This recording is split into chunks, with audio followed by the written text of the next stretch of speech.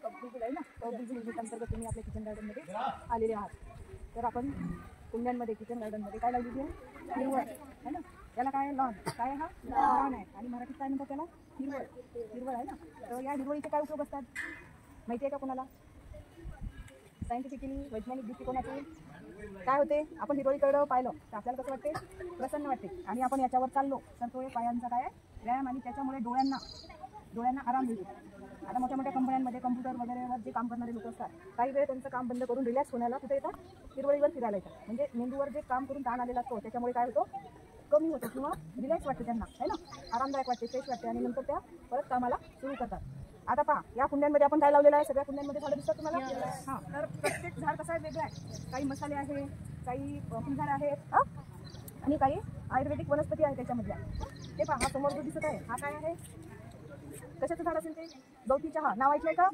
हां. तर हे पहा, हे गवती चहाचं झाड आहे. त्याच्यात जे आयुर्वेदिक चहा जो तयार करतात आहे की नाही, तर त्याच्यामध्ये त्याचा आपण चहा कसा तयार करतो? दूध, साखर आहे ना, चहापत्ती त्याच्यात टाकून चहा. पण हा काढा म्हणतो आहे ना, गवती चहा, त्याचे आपल्या शरीरासाठी जे म्हणजे काय म्हणतात त्याला, टाकाऊ पदार्थ आहे, त्याच्यामुळे काय होतं? ते निघून जायला मदत होते, शरीर आपलं स्वच्छ व्हायला मदत होते, म्हणून त्याचा वापर होतो. आता तिथे काय लावलेलं आहे पहा, पानं दिसतात. ती कोणती वनस्पती असेल? अशी पानाची हे पहा इथे आहे. काय याचं नाव? कोरफड आहे. कोरफडीचा गुण कसा आहे सांगा बरं? कोरफड कशी असते? Very good. कशी आहे की थंड असते, उष्णतेवर ती काय करते? काम करते. आणि कोरफड लावल्याने काय होते? त्याच्यातले जे घटक आहेत त्याच्यामध्ये कोणते घटक आहेत? आज तुम्ही पहिली भेट दिली आहे ना किचन गार्डनला, तर आपल्या कुंडीमध्ये ज्या ज्या वनस्पतीची लागवड केली आहे त्याची तुम्हाला माहिती काढून आणायची आहे. आता कोरफड दिसते, याचं नाव तुम्हाला आज माहिती झालं. कोरफड आहे. ही काय आहे? ही कोणती वनस्पती आहे? अश्वगंधा. कोणती आहे? तर याचा सुद्धा काय आहे? याचा सुद्धा वापर वेगवेगळे आयुर्वेदिक औषधं तयार करायला, आता केसांसाठी वगैरे सुद्धा याचा वापर होतो आणि आयुर्वेदामध्ये याचा औषध म्हणून बऱ्याच रोगांवर याचा काय होतो? वापर होतो. आता तुमच्या समोर हे झाड लावलेलं आहे, हे दिसते पानांचं? नाही, ते निशिगंधाचं झाड आहे. हां. आता तिथे समोर पहा, ते फुलं आलेले आहेत, जांभळ्या रंगाचे आलेले आहे ना. कोणतं झाड आहे तिथे? त्याला बोट लावा. झाडाचं नाव काय? हां, ते लाजाळू म्हटल्याबरोबर ते त्याला जर आपण टच केला तर ते झाड काय होते? त्याचे पानं मिटून घेते. तर त्याचं सुद्धा एक सायंटिफिकली त्याचं कारण आहे आणि त्याचा उपयोग तुम्हाला घेऊन आणायचा आहे. कराल? आपल्या वैज्ञानिक भाषेमध्ये याचं नाव काय आहे? शेवगा. काय आहे? याला काय येते रे मग? शेंगा येतात आणि याच्यामध्ये खूप मोठ्या प्रमाणात आयर्न असते, आहे ना. भरपूर याच्यामध्ये बाकीचे पण जे आपले जीवनसत्व आहे त्याच्यात भरपूर प्रमाणात आहेत. आयर्न आहे, कॅल्शियम आहे. हे जर तुम्ही मुलांनी शेंगा त्या आवर्जून तुमच्या आहारात असल्या पाहिजे. त्याच्यामुळे तुमच्या शरीरात जे काही कमतरता असते व्हिटॅमिन सी ती पूर्ण होते. हे कशाचं झाड असेल? आवळा. कशाचा आहे? आवळा. आता याच्यामध्ये आपण आज रोपं आणली आहे, तुम्ही आणखी थोड्या वेळाने याल. आपण आपल्याला इथे वांगी काय कोणती? पालेभाजी, फळभाजी आहे, वांगे आहे ना, आणि मिरची, वांगी आणि टोमॅटो हे आपल्याला इथं लावायचं आहे. आणि पत्तागोबी, फुलगोबी. ठीक आहे, कुंडीत लावून घेऊ.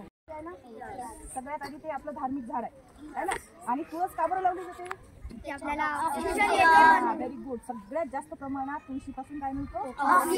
आणि त्याच्या पानांचा काढा केला आपण. काढा माहिती ना? काढा म्हणजे थोडंसं पाणी घ्यायचं, 1 कप पाणी घेतलं तर अर्धा कप पाणी होईपर्यंत हे सगळे पान त्याच्यात टाकून त्याचं पाणी कमी करायचं, आटवायचं आणि नंतर तो काढा प्यायचा. तर तो तुळशीचा, आता तुम्हाला माहिती कोरोनामध्ये सगळे लोक कशाच्या मागं लागले होते? तुळशीच्या मागं. पानांचा काढा करून घ्यायचा आणि त्याच्यामुळे काय होते की जे काही बॅक्टेरिया आहे, आता कोरोना कसा झाला? नाकावाटून जायचं आहे ना, सर्दी व्हायची, तर त्याच्यामुळे त्या तुळशीचा उपयोग करून आपल्याला सर्दीचे जे जंतू आहे ते आपल्याला दूर ठेवता येतात. काढा पिणं, त्याचं रोज 1 पान खाणं ते सुद्धा खूप महत्त्वाचं आहे. त्याच्यामुळे आपली स्मरणशक्ती सुद्धा वाढण्याला मदत होते. आलं का लक्षात? हा, मला वाटते याचं नाही का पाट्या काढल्या ते याचं आहे. जायफळ माहिती? जायफळ कशात टाकतात? जायफळ कशात टाकतात री? सगळे आवडते ना तुम्हाला पोळी?